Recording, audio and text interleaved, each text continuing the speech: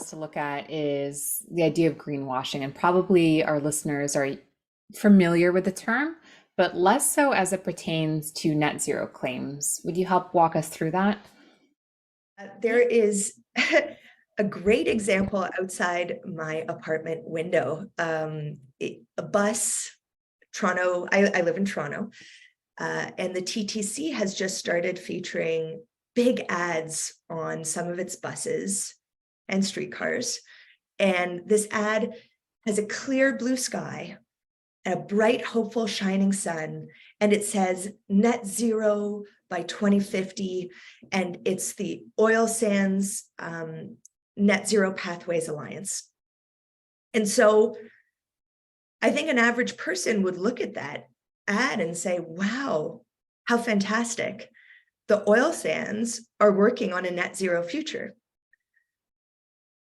However, I have analyzed this plan and it doesn't deal with the majority of their emissions, the downstream emissions that come out of the very bus that the ad is covering. So, and that's not the only imperfect part of the oil sands net zero pathway, but it's the most flagrant one, in my opinion. So for an average person, as I mentioned, who doesn't spend their free time learning about what a science-based net zero pathway involves for the oil and gas sector, they wouldn't know that. So that's a great example of greenwashing. And greenwashing can look like a lot of different things. The companies we assess, which include oil sands companies, also banks and insurance companies and asset managers, publish huge technical reports outlining their climate plans. And what I do, what Investors for Paris Compliance does, is analyzes those plans and helps translate them for the average investor. Even a sophisticated investor doesn't necessarily have the expertise to understand where the gaps are, what best practice is.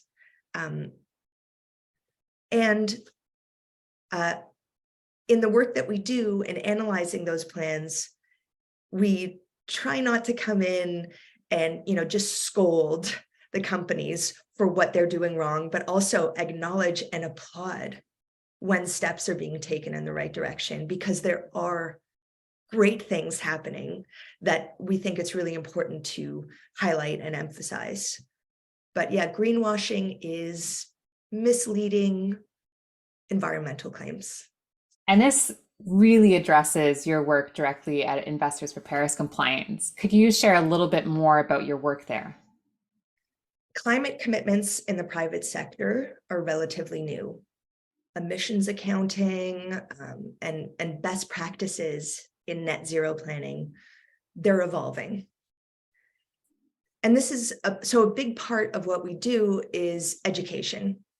We try to work with the companies to support them in their net zero journey, to help them understand what a science-based net zero plan for their particular sector would look like. We try to give examples of other companies that are doing better and how. We produce reports. We make sure they're as accurate as possible. We share those reports publicly. We try to get attention from the media so that as many people as possible can benefit from the work that we're doing, from the education we're providing. We meet with companies to have conversations about where they're at in their net zero journey, discuss issues we found in our research with their particular climate plans, and discuss what issues they may be having internally and what assistance they may need. And often there's a sense of gratitude in those conversations. We're typically meeting with sustainability teams that have huge amounts of work and are trying to often shift an established corporate culture. And so we're giving them resources to help them in the work that they're doing. And that's often the dynamic of our work. And these conversations we have, they sometimes help us understand that the company is actually working to address those gaps.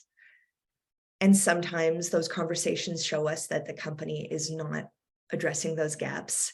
And in those cases, we will file a shareholder resolution. And in order to file a shareholder resolution in Canada, you need to have a certain minority stake in the company. So we purchase shares of the companies that we target.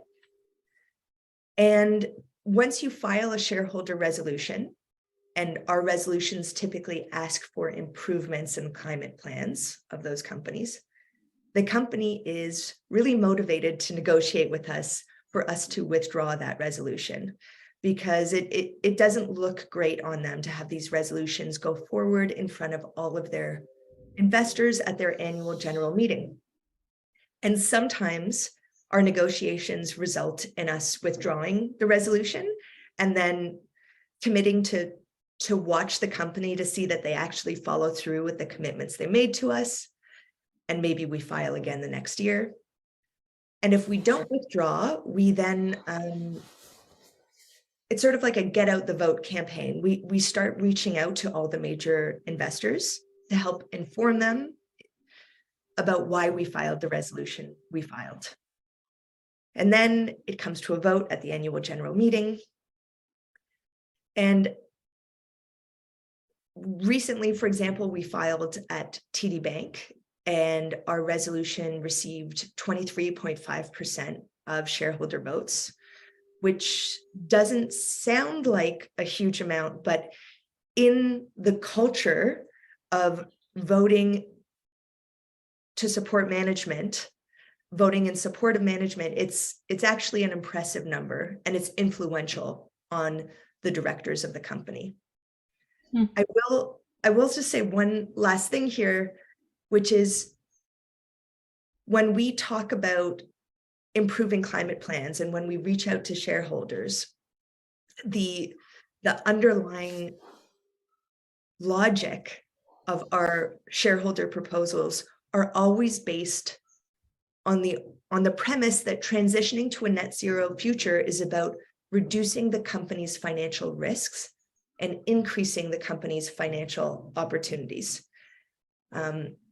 Because at the end of the day, we're dealing with shareholders that are seeking returns on their investments.